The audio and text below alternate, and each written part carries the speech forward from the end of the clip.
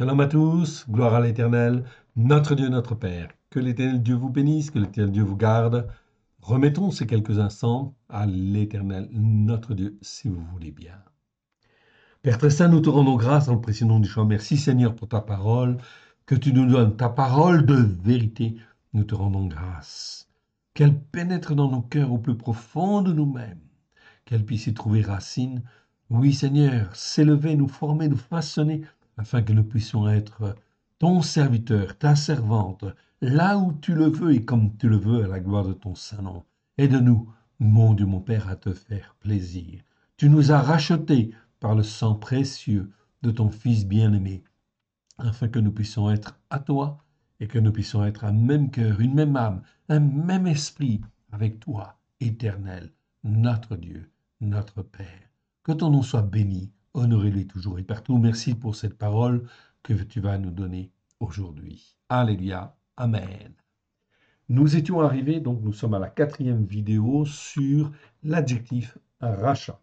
Nous étions arrivés donc à Jérémie. On va donc aller voir Jérémie chapitre 25, verset 31. Je lis en fait ici, juste sous les yeux. Le bruit parvient jusqu'aux extrémités de la terre, jusqu'à l'extrémité de la terre, car l'Éternel est en dispute avec les nations.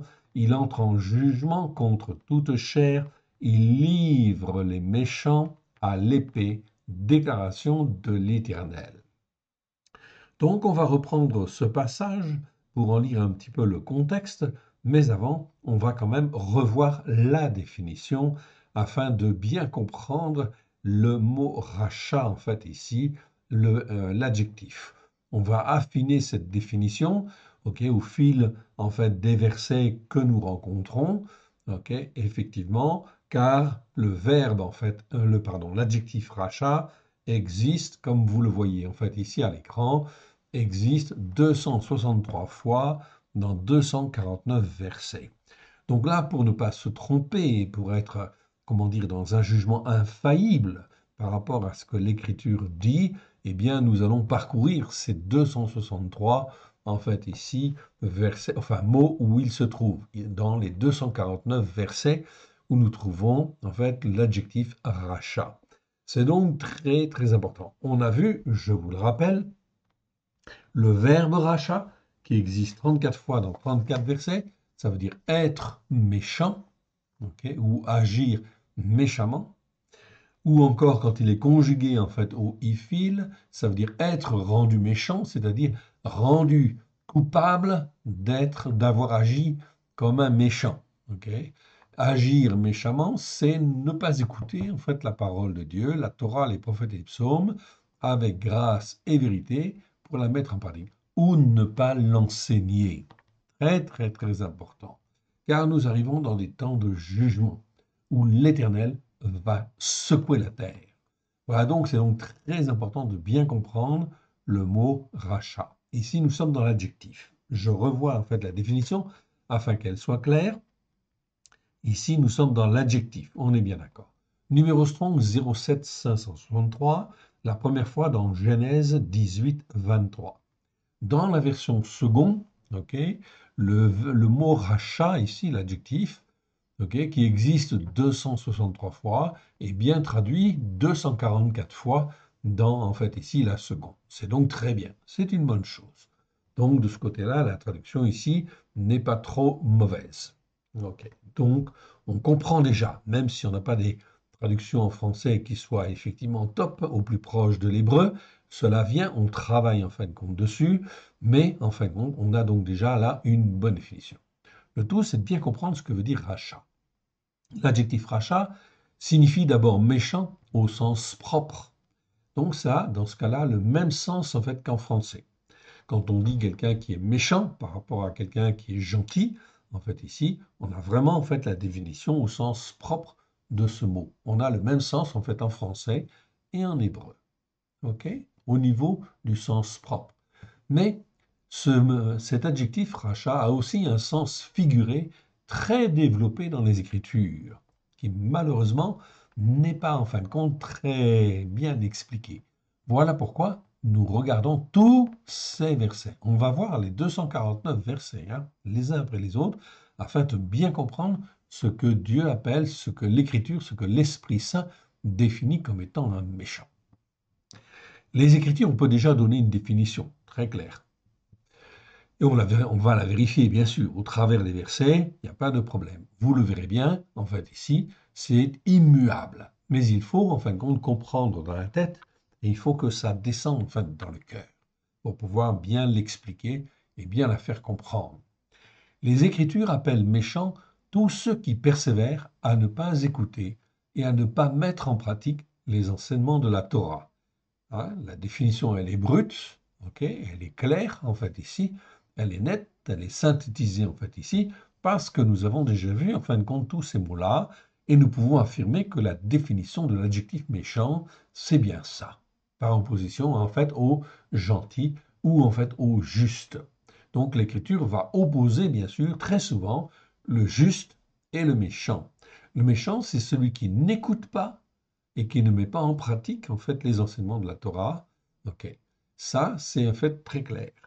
Et il est opposé, en fait, au juste. Le juste, c'est celui qui écoute et qui met en pratique, ou qui essaye d'écouter et essaye de mettre en pratique.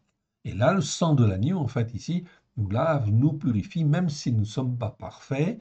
Eh bien, c'est pour cela que le Seigneur nous demande de marcher dans la justice par la foi et selon un jugement juste.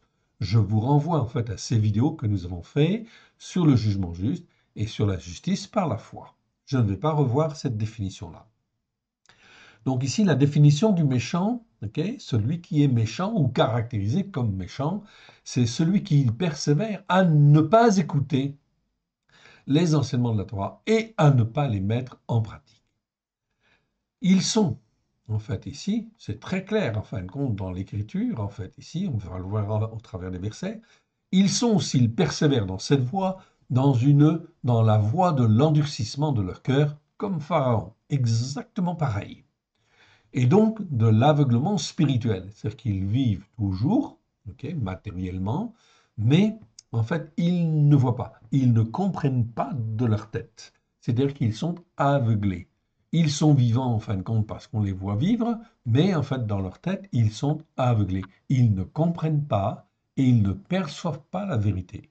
Ils sont dans l'aveuglement spirituel. Je vous donnerai des exemples, oui, bien sûr. Cette dimension spirituelle n'est malheureusement, en fin de compte, jamais enseignée correctement dans les églises, okay, ni même dans les assemblées messianiques les plus courantes. Okay. Je dirais les assemblées messianiques d'une manière générale aujourd'hui, parce que, en fin de compte, okay, elles vivent selon la tradition soit des chrétiens, soit, en fin de compte, bon, des juifs de la tradition. Okay. Donc, ce qui n'est pas suffisant devant l'Éternel pour monter sur la montagne de la sainteté, c'est-à-dire sur la montagne de Sion. Donc cette dimension spirituelle n'est malheureusement jamais enseignée correctement. Voilà pourquoi beaucoup de gens sont considérés comme des méchants, et on va le voir.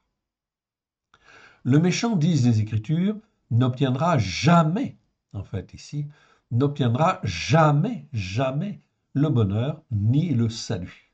Ça, c'est effectivement une certitude. Voir entre autres le psaume 1, le psaume 36, que vous pouvez lire même dans vos traductions, ça vous donnera en fait un bon aperçu. Bien sûr, les psaumes, on va les éditer aussi. Okay, elles seront corrigées en fait aussi. Nous pensons en fin de compte éditer à la fin de cette année, donc je l'ai dit déjà et je le répète, donc la Torah, c'est-à-dire les 5 premiers livres, Genèse, Exode, Lévitique, Nombre, okay, et Deutéronome, Devarim, okay, donc les 5 livres en français, en hébreu, avec un certain nombre de commentaires, nous effectivement donc présenterons ce travail que nous avons fait dans le but d'éduquer, de former, de bâtir, okay, et de former sur la vérité, parce que, en fait, ceux qui doivent enseigner n'enseignent pas comme il convient, ni les pasteurs, ni les prêtres, ni les évêques n'enseignent comme il convient, en fait, ici, sur les racines hébraïques de la foi, sur la Torah, les prophètes et les psaumes. Je répète, psaume 119, verset 142, il est écrit Toratra emet. Cela veut dire quoi? ta Torah est la vérité. Donc c'est extrêmement important de dire que la Torah est la vérité. Cela doit sortir en fait de notre bouche et venir du plus profond de notre cœur, évidemment. Il ne s'agit pas simplement que cela sorte de la bouche, il faut que ce soit une réalité spirituelle au plus profond de nous-mêmes. Donc, si je dis que la Torah est la vérité, cela veut dire qu'il faut que je fasse le Shabbat, que je fasse les fêtes de l'Éternel, et que je rajoute même en fait la fête de Hanouka, même si ce n'est pas une fête en réalité de l'Éternel au sens propre du terme, c'est en fait une fête messianique et prophétique qui a toute sa dimension spirituelle au travers de Yeshua, oui bien sûr. Et si on n'est pas capable de le comprendre, c'est dommage.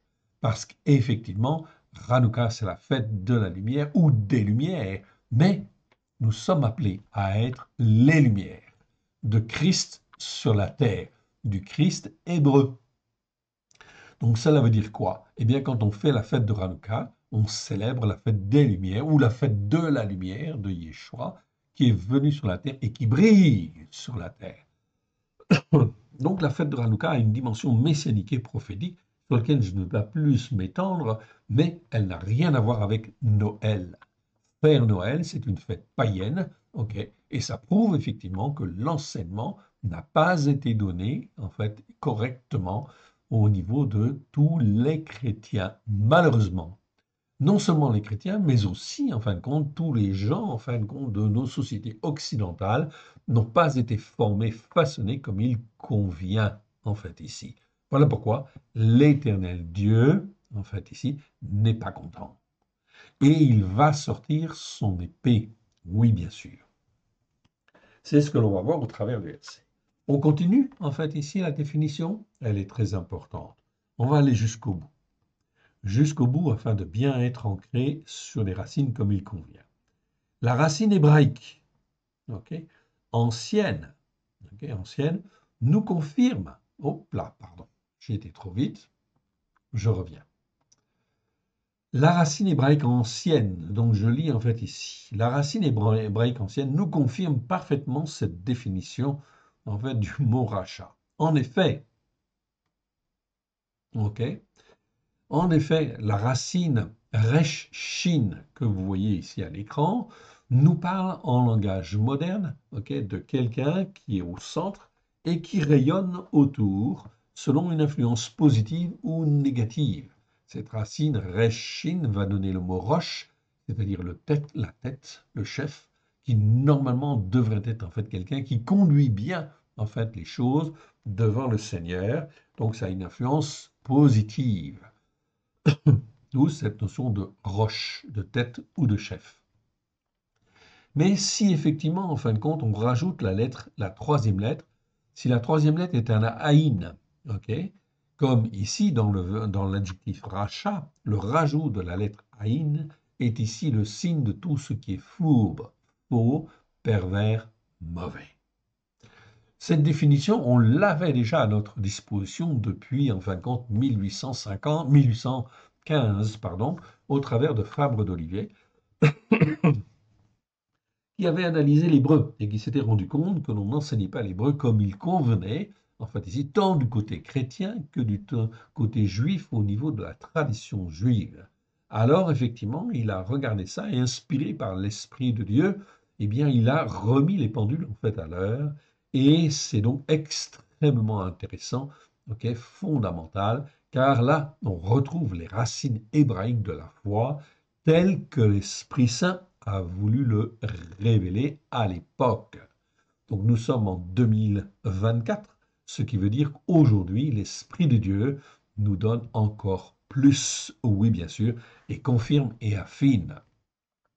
Mais ce qui veut dire, en fait, tout simplement, que les hommes et les femmes ne se sont pas intéressés, en fin de compte, vraiment à l'hébreu, car s'ils avaient cherché, en fait, de tout leur cœur, de toute leur âme, eh bien, ils auraient trouvé. Ils auraient trouvé, car en fait le Seigneur Yeshua dit, celui qui me cherche me trouve.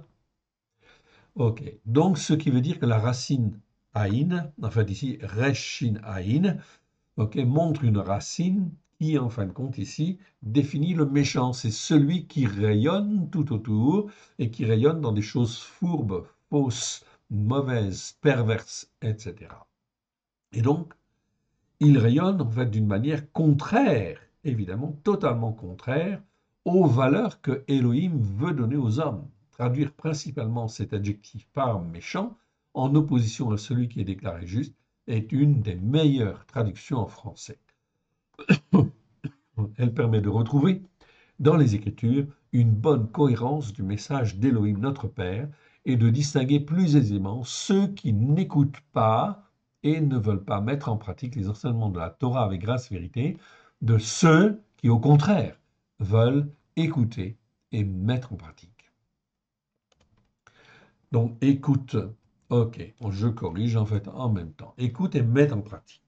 Voilà donc en fait pour la définition, en fin de compte, de l'adjectif rachat, c'était important de refaire en fait un peu le point et de bien le recaler afin que ce soit bien enfoncé dans notre tête, ok, et en fait surtout dans notre cœur, évidemment.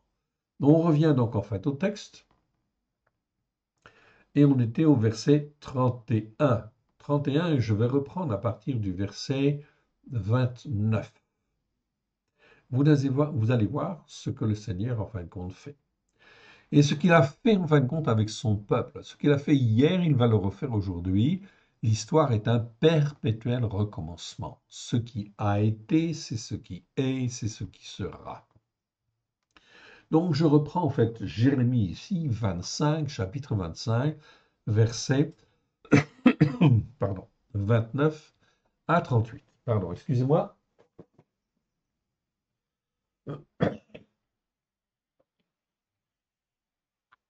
Je suis encore un petit peu gêné, mais ça se termine. Ok, donc on reprend à partir du verset 29 pour bien comprendre le contexte. Ce qui nous intéresse, c'est surtout le verset 31. Regardez en fait le texte. Vous pouvez comparer dans vos traductions si vous le voulez, en fait, ici. Donc, Jérémie chapitre 25, verset 29. On commence. Car voici, dans la ville sur laquelle mon nom est invoqué, je commence à faire du mal, et vous, vous resteriez impunis. Vous ne resterez pas impunis, car j'appellerai l'épée sur tous les habitants de la terre. Déclaration de l'Éternel des armées. Donc, on voit bien en fait ici que le Seigneur parle de l'épée. Et oui, bien sûr. L'épée, c'est la colère de l'Éternel, en fait, tout simplement. Mais la colère qui vraiment, en fin de compte, est comme un jugement, en fin de compte, mais un jugement de condamnation. Parce qu'on a persévéré à ne pas écouter et à ne pas mettre en pratique. Donc, on a persévéré à se comporter comme un méchant. Ok. Nous sommes en 2024, je le dis en fin de compte et je le répète, cela veut dire en fait qu'il y a plus de 2000 ans que Yeshua est venu, que l'Éternel Dieu a suscité Yeshua, l'a fait mettre au monde et l'a fait venir afin de témoigner de la vérité sur la terre et dire que la Torah est la vérité et qu'il fallait l'écouter et la mettre en pratique, bien évidemment comme lui l'a enseigné et comme ses disciples l'ont enseigné. Au lieu de cela, vous savez ce qui s'est passé, il y a eu des déformations, on a créé en fin de compte à droite et à gauche son église ou ses églises, ses montagnes spirituelles, mais elles ne sont pas posées sur la Torah, les prophètes et les psaumes. Vous le voyez bien en fin de compte d'une manière évidente aujourd'hui, car on célèbre le dimanche, c'est l'empereur romain Constantin qui l'a institué, et non pas Yeshua. Okay. Les églises ont continué et persévéré en fin de compte dans cette méchanceté, dans cette iniquité qui en fait se traduit par de la méchanceté, c'est-à-dire de la révolte contre Dieu, en fait ici de l'insoumission qui perdure en fait dans le temps et qui fait que les péchés, les iniquités, les transgressions s'accumulent. Bien. Alors à un moment donné, l'épée en fin de compte de l'Éternel va sortir. Oui. Et c'est ce que le Seigneur annonce ici pour son propre peuple dans les années, en fait, 600, on va dire, ou par la bouche de Jérémie à l'égard de son propre peuple. Mais c'est exactement la même situation, en fait, aujourd'hui. Exactement la même situation. Ainsi parle l'Éternel des armées. Voici, le malheur va de nation en nation, et une grande tempête s'élève des extrémités de la terre. Hier, c'était les Chaldéens, en fait, les gens de Babylone, qui ont débarqué, oui, bien sûr. Aujourd'hui, ça ne se présente pas forcément tout à fait de la même manière, mais en fin de compte, ce sont des grandes puissances qui vont se lever et créer des oppressions, oui, mais pas seulement des oppressions au niveau, seulement, comment dire, de l'armée de guerriers, en fait, ici, qui sont montés sur des chevaux, etc., ou des chars, mais effectivement, ici, toutes sortes, en fin de compte, de malheurs qui viennent, en fait, ici, au niveau économique, au niveau politique, au niveau social, en fait, ici, mais aussi au niveau climatique et au niveau, bien évidemment, de beaucoup d'autres choses qui, en fin de compte, peuvent venir par toutes sortes, en fin de compte, de petits animaux qui répandent, ok, le malheur. On a vu au travers des siècles que le Seigneur pouvait, en fin de compte, faire venir la peste avec les rats, etc. Ça, vous le savez, en fait, ici, vous en avez une petite idée. Aujourd'hui, l'Éternel peut, en fin de compte, faire fourmiller et grouiller n'importe quel insecte, en fait, ici, ravageur, qui, en fin de compte, peut détruire nos sociétés. On n'a pas encore trop vu ce genre de choses, mais vous allez le voir. Ça va venir à droite et ça va venir à gauche.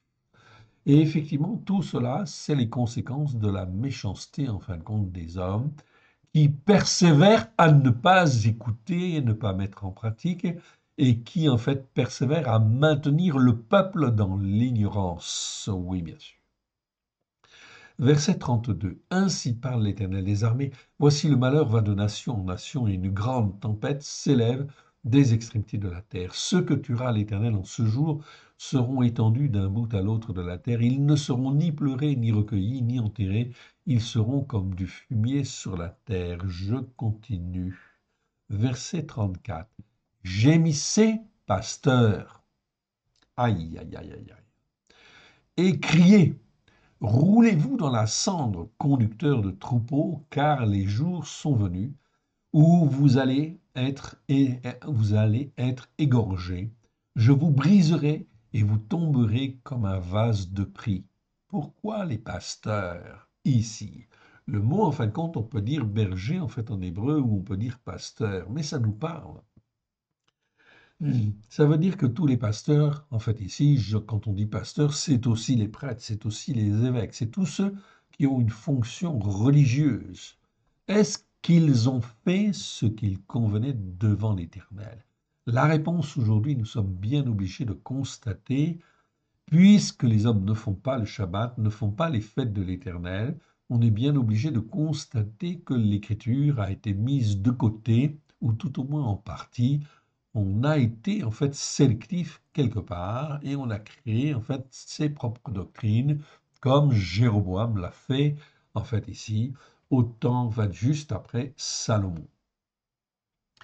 Eh bien, effectivement, l'Église a-t-elle commis le péché de Jéroboam? Je vous rappelle qu'on a fait une petite brochure là-dessus, elle est très très bien faite, elle est disponible sur notre site et on a fait des vidéos aussi là-dessus. Vous pouvez aller voir sur YouTube, sur la chaîne À l'école de Yeshua. Je ne reviens pas dessus. Mais il y a un temps où l'Éternel dit, cela suffit, c'est terminé, on ne va pas continuer en fin de compte de la même manière. Gémissez, pasteurs, et criez. Roulez-vous dans la cendre, conducteurs de troupeaux, car les jours sont venus où vous allez être égorgés, je vous briserai et vous tomberez comme un vase de prix.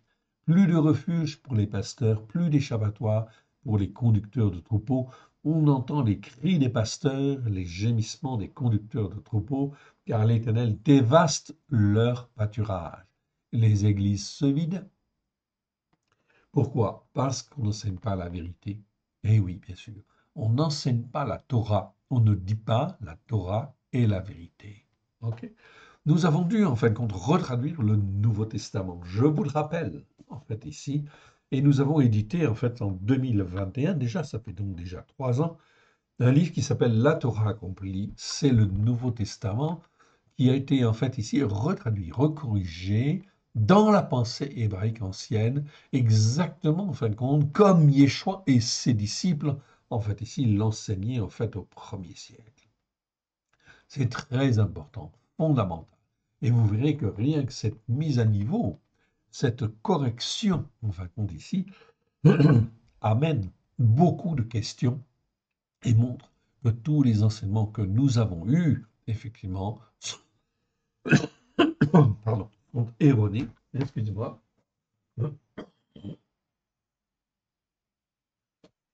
Excusez-moi. Sont erronés ou entachés d'erreurs et visent à maintenir les croyants dans une ignorance soit totale, soit partielle. On manipule en fait les hommes et les femmes. C'est donc pas ce que veut le Seigneur. Voilà pourquoi le Seigneur rend responsable, en fait, en premier lieu, les responsables spirituels, les pasteurs. Les habitations paisibles sont détruites par l'ardeur consumante de la colère de l'Éternel. Il a abandonné sa demeure comme un jeune lion sa tanière, car leur pays est réduit en un désert par l'ardeur consumante de l'oppresseur, par l'ardeur consumante de sa colère. La responsabilité première, c'est bien sûr tous ceux qui enseignent.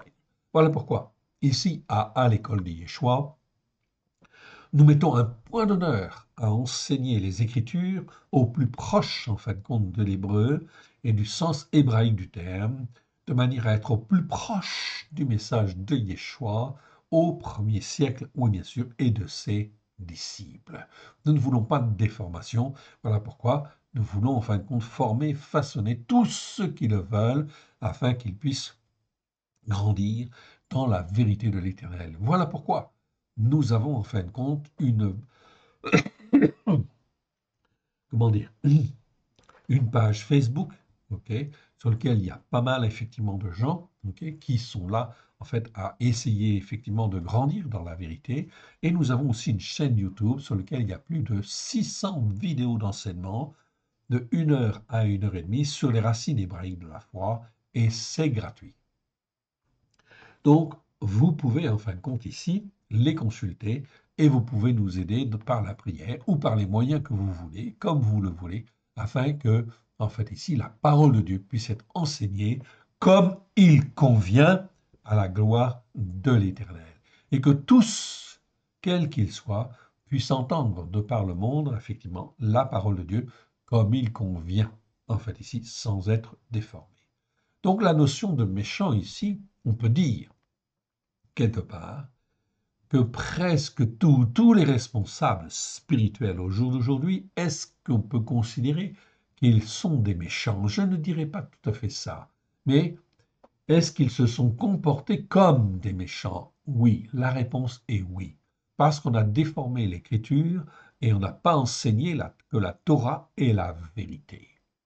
C'est exactement la même chose aussi lorsque, en fait, ici, dans le Nouveau Testament, okay, vous avez un mot grec pour dire, en fait, ici, comment dire, la loi.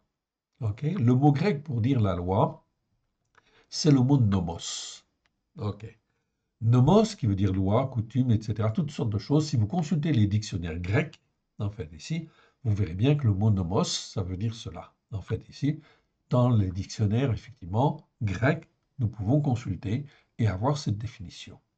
Mais en réalité, on s'aperçoit que dans les dictionnaires grecs, en fait ici, okay, notamment en fin de compte ici, le bailli, qui est en fait une référence la plus souvent citée, qui date de 1901, eh bien, nous dit que en fait, on ne peut pas traduire en fait ici le mot nomos par Torah, c'est-à-dire faire l'équivalent avec le mot Torah. Vous pouvez consulter les dictionnaires.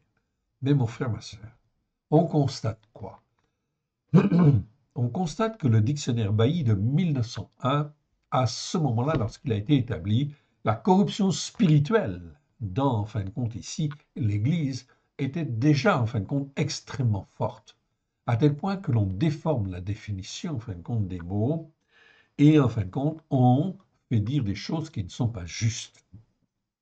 Si je prends un autre dictionnaire, plus ancien, 1850, 50 ans plus tôt, le dictionnaire Alexandre,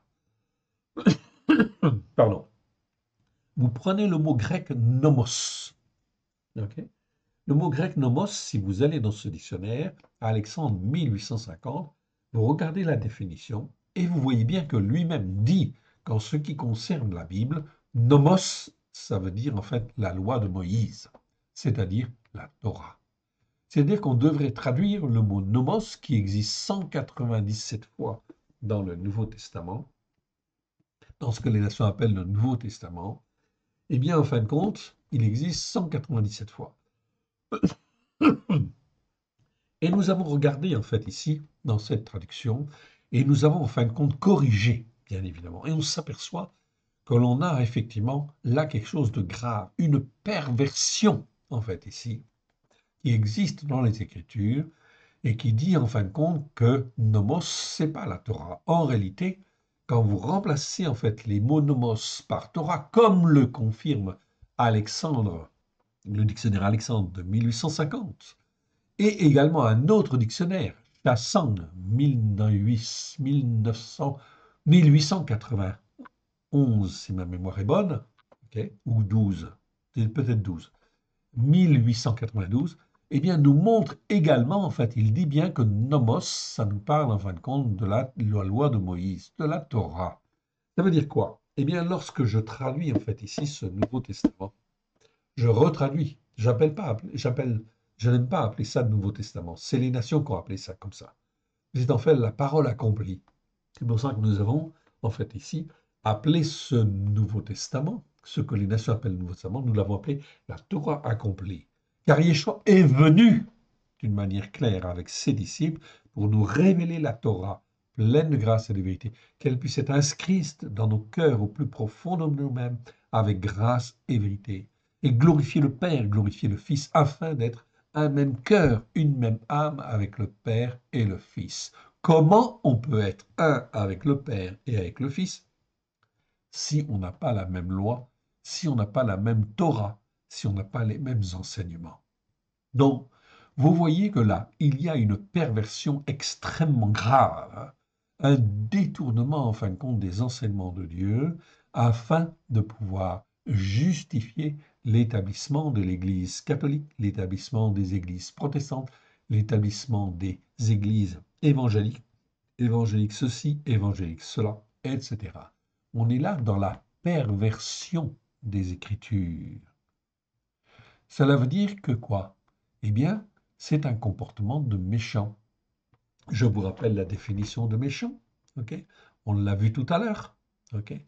Ici, en fin de compte, je vous la rappelle. Ici, je vous l'agrandis. En fait, ici, carrément sous les yeux. Ici. Okay? Le rajout de la lettre Aïn à la fin de la racine Resh, Shin, est ici le signe de tout ce qui est fourbe, qui est faux, pervers, mauvais. Cela veut dire que si je dis, en fin de compte, si on entend effectivement que nomos, il ne faut pas le traduire par Torah, on est en train, en fait, ici, de détourner la parole de Dieu. Et effectivement, dans toutes les églises, eh bien, on enseigne ce qui est fourbe, faux, pervers, mauvais. Voilà pourquoi tous ceux-là qui sont détenteurs du savoir, soi-disant, effectivement, eh bien, sont en train de répandre des enseignements qui sont faux, pervers et mauvais. Alors, l'Éternel n'est pas content. Cela fait 2000 ans, bien évidemment, et cela aboutit effectivement à, en fait, ici, la situation que nous avons aujourd'hui, où, en fin de compte, personne n'écoute et personne ne fait exactement ce que l'Éternel Dieu veut faire. Et on continue de faire Noël, et on continue de faire les Pâques chrétiennes, et on continue de faire le dimanche, etc., etc. On est dans la désobéissance, c'est-à-dire que cela pousse le peuple à un comportement méchant, en fait, ici, sans forcément être agressif. Mais on est dans la désobéissance. À cause de qui? Des enseignements. Bien. Ça, c'est une chose. Là, on parle des enseignants, oui. Donc, leur responsabilité, elle est avérée, elle est confirmée. On le voit bien, il y a bien une perversion, en fin de compte, totale des enseignements. Mais la responsabilité, en fait aussi, elle est là auprès des autorités, évidemment, de ce monde. Okay? Si la France, okay, a été sous le joug, en fin de compte, du nazisme pendant la dernière guerre. Elle a été frappée durement, comme beaucoup d'autres pays occidentaux. Toute l'Europe, en fait, ici, a été touchée. Mais pourquoi a-t-elle été touchée? On peut se poser, en fait, la question.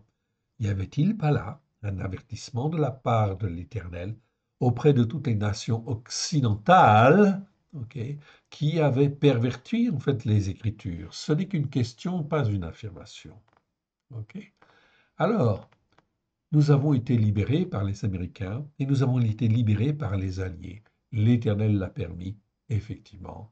Mais la France, depuis la dernière guerre, s'est-elle posé en fait les bonnes questions? Les autorités, en fait, ici, qui ont succédé à droite, à gauche, etc., ont-elles, en fait, ici, ont-elles réagi, se sont-elles posées, en fait, les bonnes questions?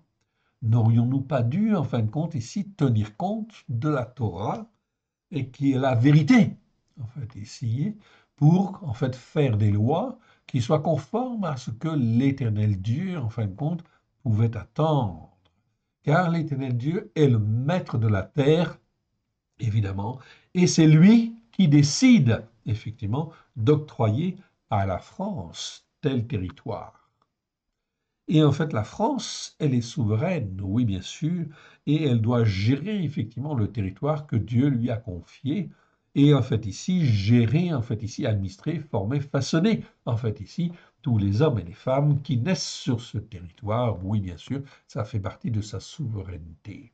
Voilà pourquoi l'Éternel Dieu a quand même béni effectivement la France, parce qu'il y avait une culture judéo-chrétienne, donc quelque chose qui nous venait effectivement en fait des Écritures, qui a fait que nous avons été bénis. Oui, bien sûr, en partie. Mais les gouvernements se sont succédés de droite et de gauche et n'ont pas écouté en fait ici pour dire. Au contraire, ils ont dit nous avons maintenant une république et nous avons décidé en fait ici de même faire une école de la république, c'est-à-dire de faire sans Dieu. Alors, ça ne plaît pas du tout à l'Éternel. Oui, bien sûr, car l'Éternel Dieu est le maître du monde. Résultat des courses, toutes les autorités, depuis en fin de compte la dernière guerre, sont responsables aussi, quelque part, d'avoir maintenu en fait le peuple dans l'ignorance et de n'avoir pas sollicité et suscité des pasteurs, des prêtres, en fait ici, pour pouvoir en fait ici mieux connaître la volonté de l'Éternel Dieu, celui qui a créé le ciel et la terre. Donc la responsabilité des autorités est aussi là en cause. Voilà pourquoi nous sommes aujourd'hui en juin 2024 et que la France en fait est particulièrement secouée, tout simplement parce que les dirigeants de droite et les dirigeants de gauche n'ont pas fait en fin de compte leur travail. Donc ils ont été désavoués quelque part et en fait ici considérés aux yeux du peuple comme étant, comment dire, euh, comme étant mis à part. Il ne veut plus écouter en fait ici notre président actuel, ok, bien évidemment, parce qu'il raconte des cracks. À gauche et à droite, on raconte des cracks, etc., etc. On ne raconte pas la vérité, mais ils ne peuvent pas raconter la vérité. Pourquoi? Parce qu'ils ne sont pas sur la Torah. Alors, à qui la faute? Eh bien sûr que les responsables spirituels sont responsables, mais les autorités, en fait, dites civiles, sont aussi responsables, car rien, en fin de compte, ne les empêche de se poser les bonnes questions. Et ils ont été normalement élevés, en fait, ici, dans une culture, en fait, judéo-chrétienne pour la plupart. Résultat des courses, ce n'est pas moi qui juge, c'est l'Éternel Dieu qui juge. Alors, effectivement, le fait de délaisser la droite, délaisser la gauche, ça ouvre la porte, bien sûr, à d'autres partis, à d'autres extrêmes, notamment l'extrême droite, oui, bien sûr. Et on le sait, d'après les Écritures, la France sera assujettie, en fait, ici, à l'extrême droite. Oui, bien sûr. D'une manière ou d'une autre, cela se fera. Soit gentiment, soit méchamment, en fait, ici, soit d'une manière républicaine, soit d'une manière, en fait, ici, plus musclée. Mais ça se fera. Donc voilà pourquoi l'ardeur consumante en fait ici de l'Éternel va en fait aussi se répandre sur nos nations. Il faut donc en fait ici être très clair et se poser en fait les bonnes questions, écouter et mettre en pratique. Comment on peut échapper en fait à tout ce qui va venir? La question en fin de compte ici n'est même pas normalement à poser, il suffit d'écouter et de mettre en pratique, comme l'Éternel Dieu le veut, d'apprendre à faire les fêtes de l'Éternel, etc. On continue et on va au chapitre en fait ici 30 de Jérémie maintenant. Donc j'ai pris un petit peu de temps pour expliquer en fait ici le contexte en fait ici actuel, parce qu'il y a beaucoup plus de méchants qu'on ne pense, oui bien sûr. Les responsables spirituels, ils sont dans le collimateur, c'est clair. Mais je veux dire en fait aussi aujourd'hui, puisque c'est là un enseignement prophétique, en fait ici, que nous voyons au travers des Écritures, que la notion de méchant nous amène à parler bien sûr des autorités actuelles, qu'elles soient socialistes, qu'elles soient en fait de droite ou de gauche, peu importe, elles ont en fait ici des comptes à rendre à l'Éternel Dieu, qui est le Dieu du ciel et le Dieu de la terre. Je reprends donc ici Jérémie 30, versets 18 à 24. De la même manière que hier, Juda, au temps de Jérémie, bien sûr, il y avait des sacrificateurs, ok, mais il y avait aussi le roi, il y avait des autorités, en fin de compte, qui étaient là et qui ne se comportaient pas, en fin de compte, bien comme il fallait non plus. Résultat des courses, Jérusalem a été détruite. Ici, je reprends donc chapitre 30 de Jérémie à partir du verset 18. Ainsi parle l'Éternel. Voici, je ramène les captifs des tentes de Jacob, j'ai compassion de ces tabernacles, la ville sera rebâtie sur ses ruines, le palais sera rétabli, selon le jugement qui avait été établi sur lui. Donc, il y a des condamnations. Oui. La ville n'est pas encore détruite et les Chaldéens ne sont pas encore revenus. Mais déjà, au travers de la bouche de Jérémie, il y a déjà des annonces de reconstruction.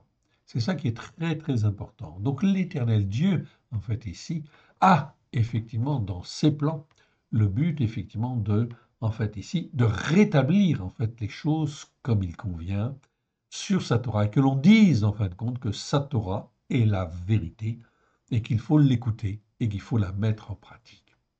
Verset 19. Du milieu d'eux s'élèveront des actions de grâce et des cris de réjouissance. Donc l'Éternel Dieu va faire venir le malheur, oui, mais l'Éternel Dieu promet en fait ici une restauration aussi. Très très important. Je les multiplierai et ils ne diminueront pas, je les honorerai et ils ne seront pas méprisés. Ses fils seront comme autrefois, son assemblée de témoins subsistera devant moi, je châtirai, son assemblée de témoins subsistera devant moi. C'est-à-dire tous ceux qui écoutent et qui mettent en pratique, qui ne sont pas considérés comme des méchants, mais comme des justes, seront eux, en fait, ici, sauvés, restaurés, en fait, ici. Mais tous les méchants qui vont, en fait, ici, au travers des épreuves, se repentir, vont aussi être sauvés, en fait, ici, et restaurés. Tous ceux qui se repentent.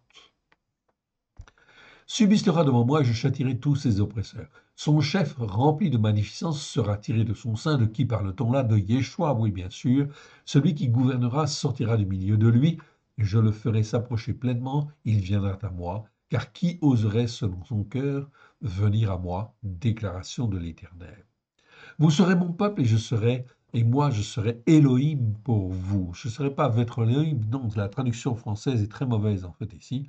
Je serai Elohim pour vous, c'est-à-dire le Dieu du ciel, le Dieu de la terre, celui qui donne la vie en fait ici. Voici la tempête de l'Éternel, la fureur ardente éclate, l'orage se précipite sur la tête des méchants, ils font. Donc on voit ici au travers de ce verset, voici la tempête de l'Éternel, la fureur ardente. Ici, c'est bien Réma. Le mot, on ne l'a pas étudié dans le détail, mais effectivement ici, c'est le mot Réma. Je vous le montre, en fait ici en hébreu. Ce mot existe 124 fois dans 117 versets. On peut parler de fureur ardente. Pas toujours très très bien traduit. Ok, on peut parler en fait ici de fureur ardente.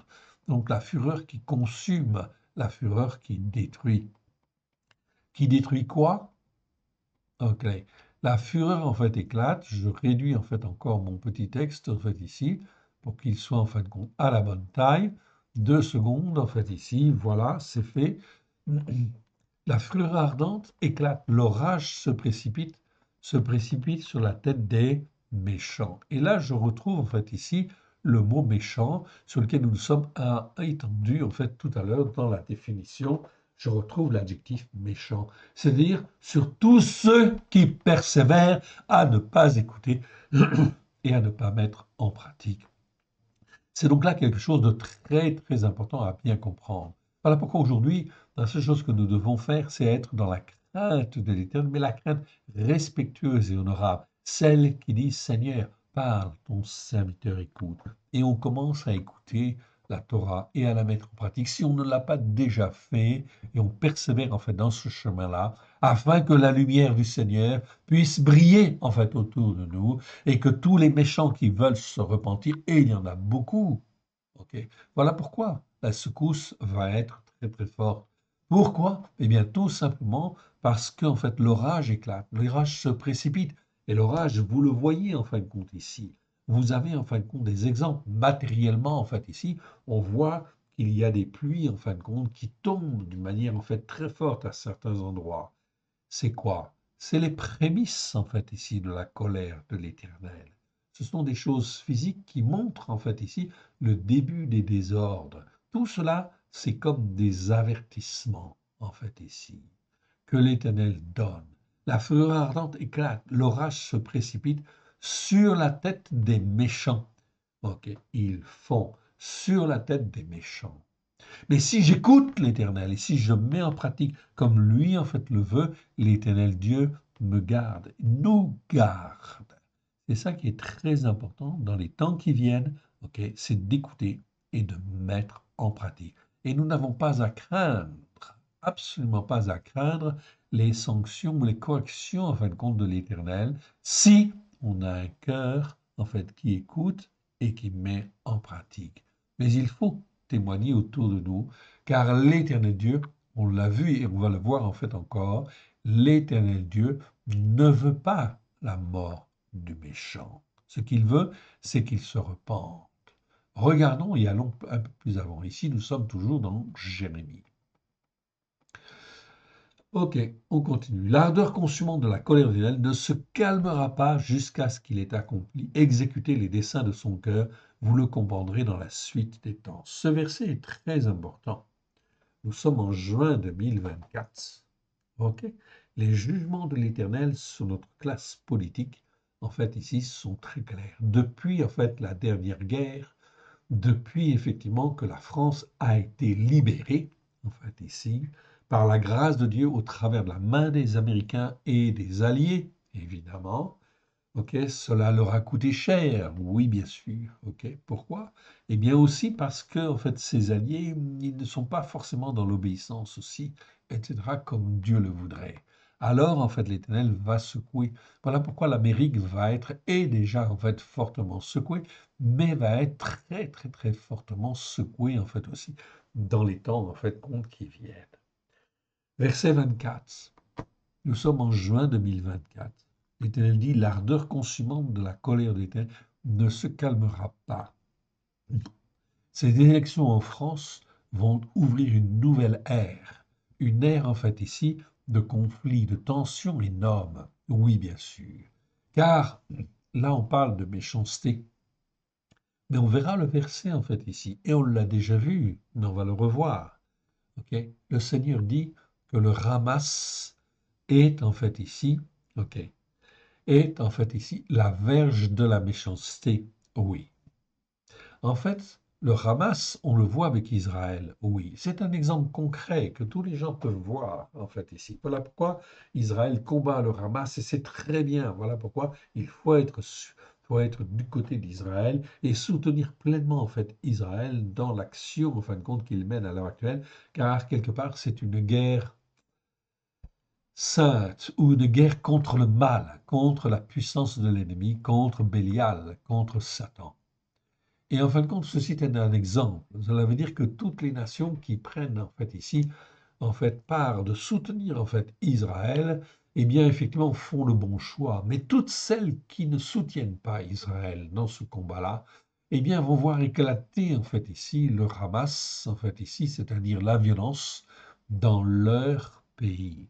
Violence qui ne viendra pas forcément de l'organisation du Hamas. Attention, ne me faites pas dire ce que je n'ai pas dit. Mais le Hamas, c'est la violence. C'est la violence, en fait, ici, des extrêmes, en fait, en France, qui va éclater. Bien sûr qu'on aura des attentats terroristes aussi, bien sûr, cela va venir, malheureusement, ok, parce que c'est la conséquence de la méchanceté. Eh oui. Et voilà pourquoi la méchanceté, en fait, ici, va entraîner des violences. Violences probablement des agriculteurs encore, en fait, ici, ou, en fait, d'autres violences, en fait, ici, plus extrémistes, en fait, encore. Violence contre le peuple juif, violence, en fait, contre ceci, contre cela, etc. Malheureusement, tout cela, c'est la conséquence de la méchanceté, en fait, ici, des uns et des autres. Et nos politiques, en fait, ici, ne sont pas très croyants. Est-ce qu'ils font référence à la Torah? Est-ce qu'ils soutiennent, en fait, Israël ou pas? Non. C'est déjà une erreur grave que de ne pas soutenir, en fait, Israël, mais de se comporter comme un méchant et ne pas dire la Torah et la vérité. Alors là, ça n'entraîne, en fait, ici, que des conséquences, en fait, graves. Oui, bien sûr, pour des responsables. Pourquoi? Parce qu'il n'y a pas une seule autorité sur la terre qui ne soit instituée sans que l'Éternel Dieu donne son accord. Cela veut dire que toute autorité qui est instituée a des comptes à rendre à l'Éternel Dieu. Voilà pourquoi, en fin de compte, les choses vont se faire étape par étape, oui bien sûr, et l'Éternel Dieu est le seul qui peut juger, en fait, correctement dans toutes ces choses. Oui bien sûr. Ok. On continue. Allez. Et on arrive en fait maintenant donc dans Ézéchiel chapitre 3. Ézéchiel chapitre 3, et je vais reprendre à partir du verset 17. Regardez bien en fait compte ces interpellations. On a lu déjà ces passages parce qu'on les a vus avec en fait ici le mot récha en fait ici. Ok. Donc on a vu, mais c'est bien de le revoir. Donc ici je vais reprendre à partir du verset 17. Donc je monte un petit peu, mais lisez bien en fin de compte ce qui se passe. Voilà pourquoi l'Éternel Dieu cherche au travers, en fin de compte, de tous les croyants qui écoutent, en fait, ici, qui m'écoutent, cherche des hommes et des femmes qui veulent être fortifiés, qui veulent simplement en toute humilité, là où ils sont, écouter et mettre en pratique de tout leur cœur. Laissons le Seigneur faire. Oui, par son esprit, il va faire. Regardez bien ce qui est marqué, en fait, ici, Ézéchiel chapitre 3, versets 17 à 21. Je vais seulement prendre ces 4 versets. Fils de descendants d'Adam. C'est-à-dire, cela concerne tout le monde. Ok?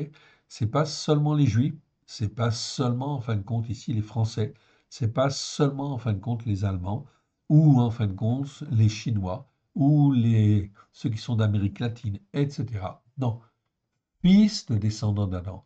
Si tu es fils de descendants d'Adam, ok, ça veut dire quoi? Ça veut dire qu'en fait, l'Éternel Dieu parle à tout le monde. Et là, il parle bien sûr à Ézéchiel. Il le dit, tu es en fait déjà à la base un fils de descendant d'Adam. Je t'établis comme sentinelle sur la maison d'Israël. Tu écouteras la parole qui sortira de ma bouche et tu les avertiras de ma part. Alors ici, verset 18, il dit, quand je dirai au méchant, tu mourras si tu ne l'avertis pas, si tu ne parles pas pour détourner le méchant de la voie méchante qu'il suit, et pour lui sauver la vie, ce méchant mourra dans son iniquité, et je te redemanderai son sang. Voilà pourquoi, en fait, ici, au travers de YouTube, nous avons fait beaucoup d'enseignements et que ces enseignements sont en accès libre afin que le plus de personnes possible, enfin, qu'on puisse entendre les enseignements et ne pas continuer à marcher dans leur voie méchante.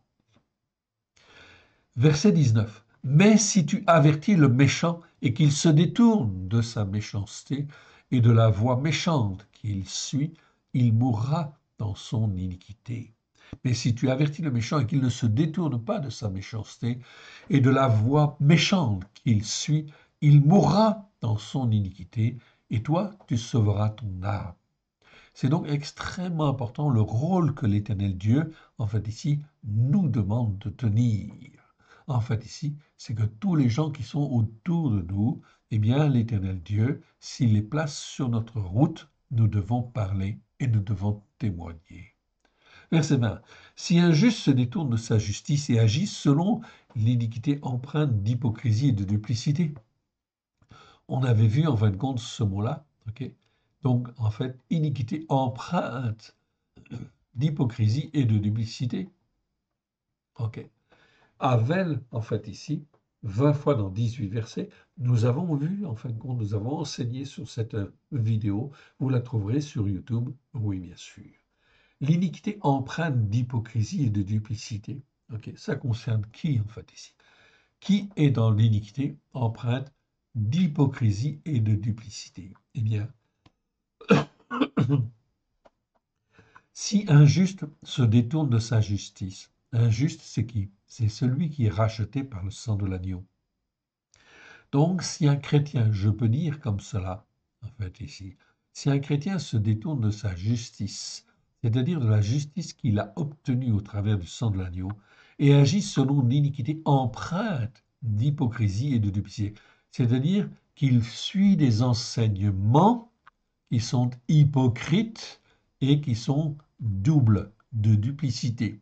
C'est-à-dire qu'en fin de compte, il enseigne, en fait ici, des enseignements chrétiens selon l'Église catholique, selon l'Église protestante, selon les églises évangéliques. Là, on est dans l'iniquité, mais l'iniquité empreinte d'hypocrisie et de duplicité.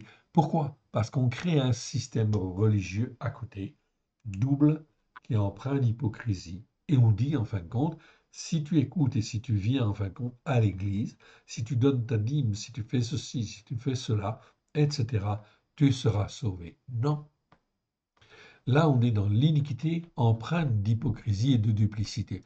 Voilà pourquoi il faut que la Torah soit enseignée à tous ceux qui veulent entendre, afin de ne pas se laisser entraîner, justement, par des faux docteurs, des faux pasteurs, des faux enseignements. Donc, je vous ai donné déjà deux règles, en fait, ici, essentielles et fondamentales. La première, pour juger, c'est en fait de voir si en fait la personne qui enseigne dit que la Torah est la vérité. Torah tra emet. Psaume 119, verset 142. Ça, c'est une première chose. La deuxième chose, en fin de compte, c'est par rapport, en fin de compte, au Nouveau Testament, ce que les nations appellent le Nouveau Testament, la Brit Hadasha. Eh bien, effectivement, donc nous avons fait une traduction, en fait, ici. La personne qui vous dit que nomos, le mot grec nomos, N-O-M-O-S, eh bien, en fin de compte, il faut le traduire par le mot Torah. C'est très bien. À ce moment-là, c'est une très, très bonne chose. Cela veut dire que ces enseignements sont certainement d'un très bon niveau déjà. Ok? Ça ne veut pas dire qu'il est parfait. Il n'y a que Yeshua qui est parfait. Mais ça veut dire qu'il est déjà d'un bon niveau. Mais tous les enseignants qui disent que le mot nomos ne peut pas être traduit par le mot Torah dans la Brit Hadasha, c'est-à-dire dans le Nouveau Testament, tout cela, ne les écoutez pas. Ils ont leur entendement, c'est-à-dire leur manière de comprendre, leur manière de réfléchir, qui est pervertie, en fait, ici. Donc, s'ils sont pervertis dans leur manière de raisonner, dans leur entendement, cela veut dire comment peuvent-ils enseigner, en fait, la vérité comme il convient.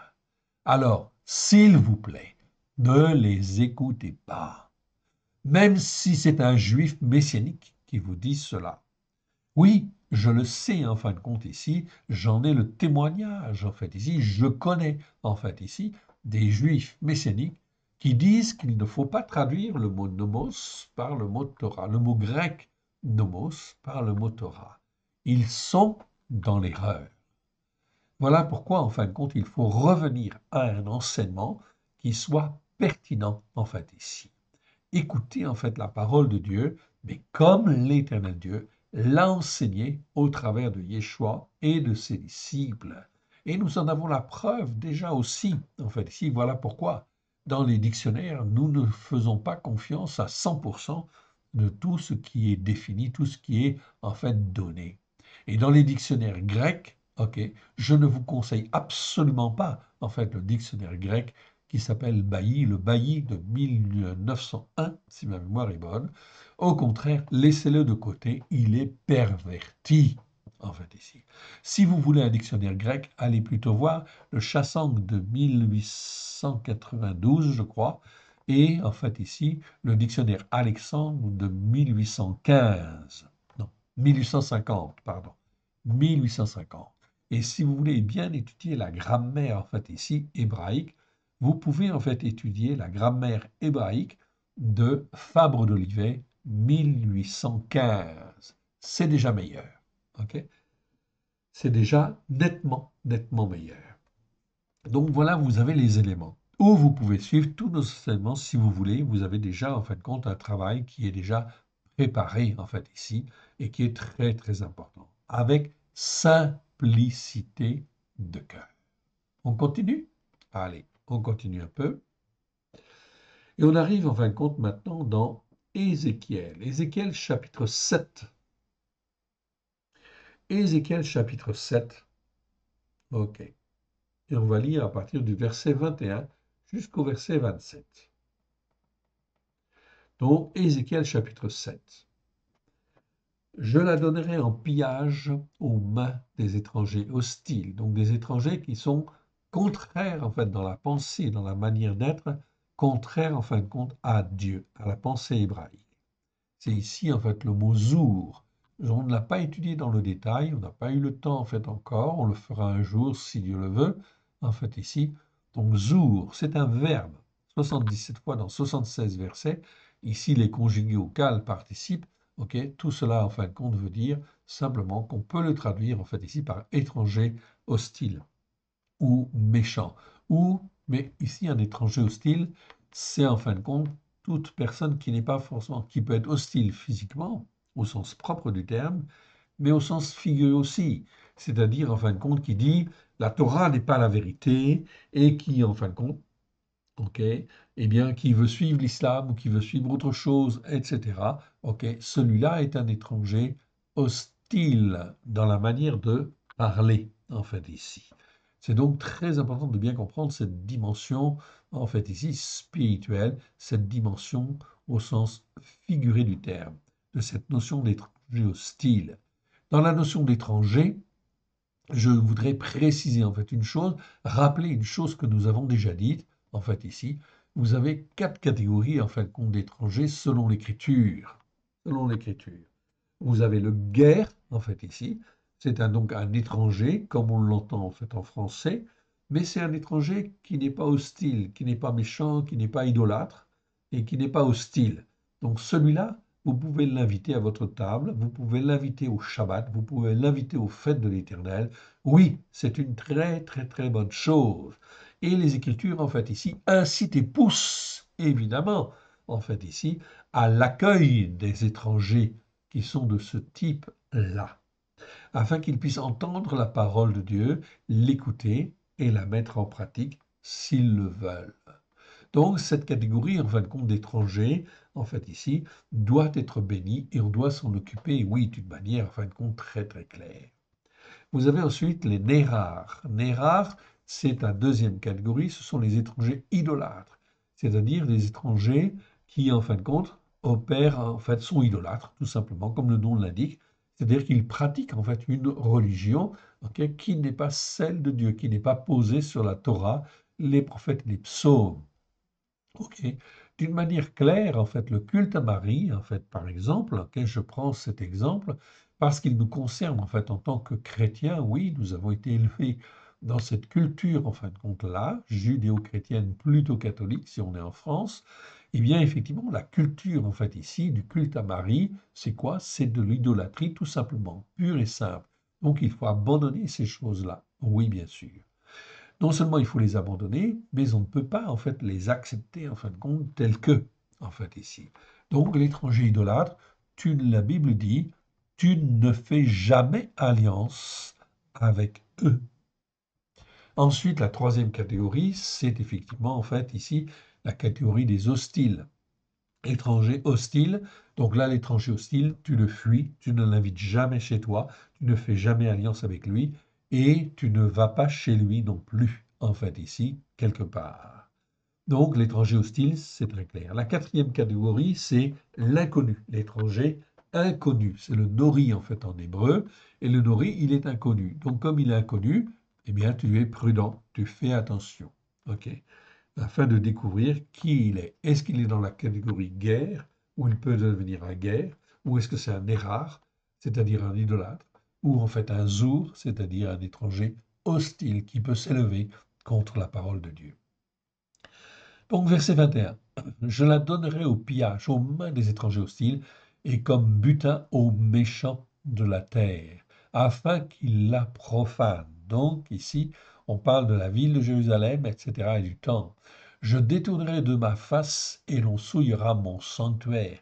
Des furieux y pénétreront et la profaneront. Prépare les chaînes, car le pays est plein de crimes de sang, méritant des jugements. La ville est pleine de violence. Ok, la ville est pleine de violence. Ici, c'est le mot ramas, en fait, ici, en hébreu. Ramas, que vous connaissez au sens propre, en fait, ici. Ce sont les terroristes, en fait, ici, bien évidemment, en fait, ici, au sens propre, oui, bien sûr. Ok, mais ça peut être aussi, en fait, ici, la violence qui vient d'autre chose, des violences extrêmes, etc.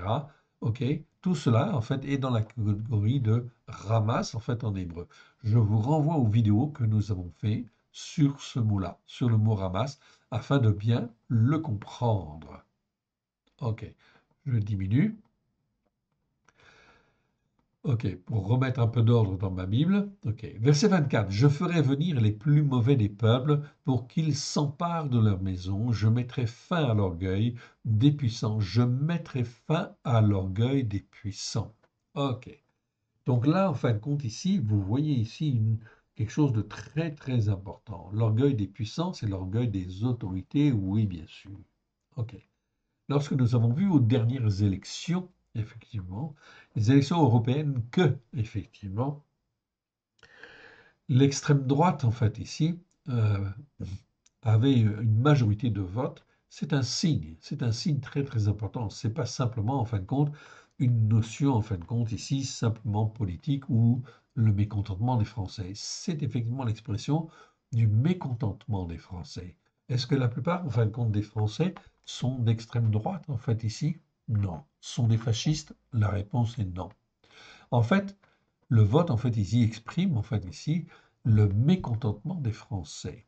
Mais pas seulement le mécontentement des Français. Si on y réfléchit bien et qu'on creuse, en fait, on constate là que c'est aussi le mécontentement de l'Éternel vis-à-vis des autorités, des puissants, en fin de compte, de ce monde, des puissants qui sont en France.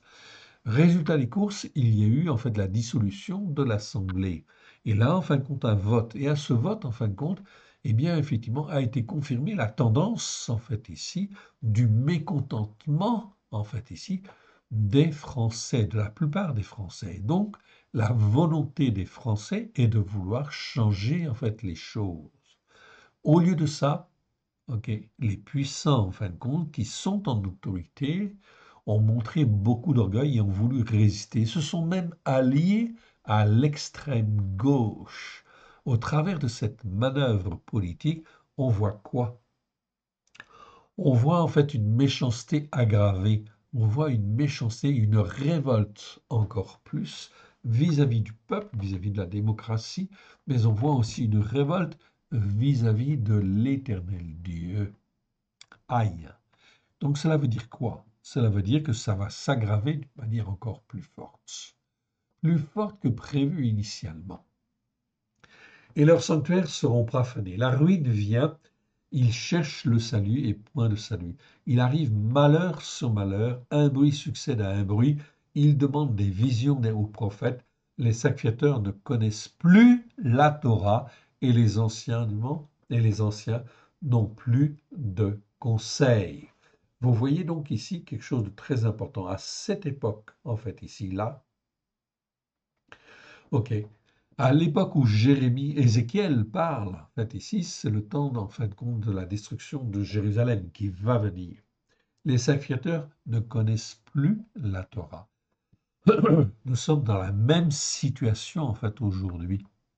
Les pasteurs les prêtres, en fait, ici, ok, les évêques, etc., ne connaissent pas la Torah. On est dans la même situation. On est dans une telle situation que l'on tolère, en fait, ici, bien sûr, le mariage, en fait, homosexuel, en fait, ici. Même l'Église catholique, en fait, ici, bénit les couples homosexuels. C'est quand même, en fait, aussi quelque chose d'abominable devant l'Éternel. Voilà donc, en fait, ici, des choses, en fin de compte, qui sont très, très graves. Les lois, en fin de compte, sont de plus en plus faites pour, en fin de compte, ok, contrecarrer, en fait, ici, Dieu et être une offense à Dieu. Résultat des courses, ça va, en fait, poser des problèmes. Le roi se désole, le prince s'épouvante, la main du peuple du pays sont tremblantes. Je les traiterai selon leur voie, je les jugerai selon un jugement juste. Ils sauront que je suis l'Éternel. Dans ce qui se passe en fait aujourd'hui, en fait ici, c'est exactement la même chose. Ils sauront que je suis l'Éternel, dit l'Éternel. Nous sommes dans la même situation. Donc, nous n'avons pas lieu d'avoir peur de ce qui va venir, mais en fin de compte d'être dans la crainte de l'Éternel, dans l'humilité, afin de faire les œuvres que l'Éternel a préparées d'avance. Laissons-le gérer, en fait ici, les temps et les circonstances. Apprenons à être fidèles, à être attachés à l'Éternel et à dire donc la Torah et la vérité, à l'écouter et à la mettre en pratique, comme il convient. On continue. Allez, et on arrive en fin de compte dans Ézéchiel 13. Ézéchiel 13, en fait, ici, je vais prendre à partir du verset 20. Ézéchiel 13, ok, verset 20, 20 à 23. C'est pourquoi ainsi parle mon Adonai l'Éternel. Voici, j'en veux à vos amulettes, en fait, ici. Amulettes. Autant pour moi. À vos amulettes, par lesquelles vous surprenez les âmes afin qu'elles s'envolent, et je les arracherai de vos bras, et je délivrerai les âmes que vous cherchez à surprendre afin qu'elles s'envolent. Donc on voit que l'Éternel Dieu ici prend soin des âmes, en fait ici. Ok, je les délivrerai de tous ceux qui ont des fausses doctrines, etc. Donc l'Éternel va secouer et va secouer grave, comme on peut dire.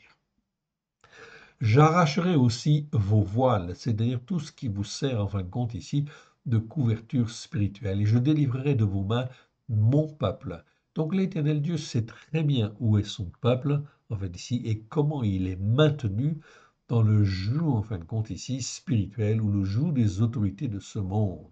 Il dit, je délivrerai, en fait ici, tous les cœurs, en fait ici, ok, qui le veulent. Voilà pourquoi l'Éternel Dieu, en fait ici, cherche à former et façonner des hommes et des femmes à droite et à gauche qui soient vraiment ses témoins et qu'ils puissent aider en fait ici tout le peuple en fait de Dieu qui est réparti à droite et à gauche, on ne sait pas où.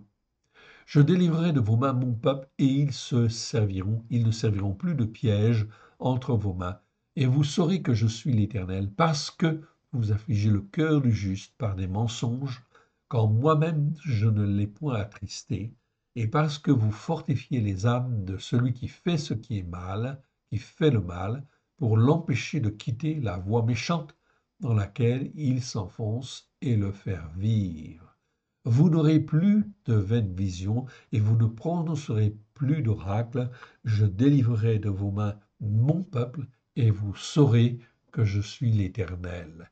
L'Éternel Dieu est en train de parler de toutes les autorités, entre guillemets, aussi spirituelles, les prophètes ou les faux prophètes, qui annoncent toutes sortes de choses, en fait, ici, mais qui sont erronées et qui maintiennent, en fait, ici, les âmes captives. L'Éternel va sortir toutes les âmes qui sont de son peuple, en fait, ici. Voilà donc pourquoi nous allons vivre des choses glorieuses, en fait, ici, dans des temps difficiles, mais des choses glorieuses. On continue. Allez, et on arrive en fin de compte ici dans, en fait ici, Ézéchiel chapitre 18. Ok. Chapitre 18 à partir du verset 20. Mais là, comme c'est un petit peu plus long, en fait ici, je vais m'arrêter là pour aujourd'hui et on reprendra là, en fait ici, la fois prochaine. Ézéchiel, chapitre 18, ok, verset en fin de compte 20. Et on reprendra en fait là. On reprendra là. Ok. Que l'Éternel Dieu vous bénisse et vous garde. On va remettre ces quelques instants à l'Éternel, notre Dieu, notre Père, ok, afin qu'il nous fortifie, qu'il nous façonne, ok, à la gloire de son saint nom. Nous avons besoin de lui. Amen. Père très saint, nous te rendons grâce pour ta parole vivante. Merci Seigneur pour ta parole que tu nous donnes. Nous la bénissons dans le précieux nom du choix. Qu'elle soit, oui Seigneur, nous soit révélée pleine de grâce et de vérité au travers de Yeshua, ton Fils bien-aimé. Que ce qui n'est pas de toi dans le nom d'Yeshua s'en aille dans les lieux arides. Que ce qui est de toi soit moins de grâce et de vérité au travers de Yeshua et que tu nous en révèles la largeur, la longueur, la hauteur, la profondeur. Que tu nous fasses grandir, en fait, à la gloire de ton Saint-Nom, afin que nous puissions être, oui, ton serviteur, ta servante. Ouvre-nous les yeux, Seigneur, pour que nous puissions faire ta volonté et faire, en fait, ici, ton témoignage, le témoignage de ta vérité, dire que la Torah est la vérité et que dans ce que les nations appellent le Nouveau Testament, ce n'est que l'alliance nouvelle que tu fis au travers de Yeshua, ton Fils bien-aimé, afin que tous les descendants puissent écouter et mettre en pratique avec grâce et vérité tous ceux qui veulent te servir, te glorifier, qui sont égarés à droite et à gauche par des fausses doctrines. Aide-nous, mon Dieu, mon Père, à te faire plaisir. Nous avons besoin de toi, en fait, ici, dans nos cœurs, dans nos vies, à la gloire de ton Saint-Nom. Aide-nous, mon Dieu, mon Père, à te faire plaisir. Amen. Que Dieu vous bénisse, que Dieu vous garde. Shalom à tous